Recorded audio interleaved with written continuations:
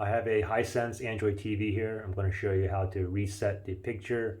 You want to reset the picture, maybe you have issues with your picture, maybe you're watching a movie and it's flashing black screen or has a black screen or you have lines or whatnot. Anyway, this is one of the first things you want to try to do. Go ahead and grab your remote, click on the home button, and then from here, you want to go to the settings gear icon, top right hand side, so go up and move all the way to the right, right there, settings, click on OK on the remote.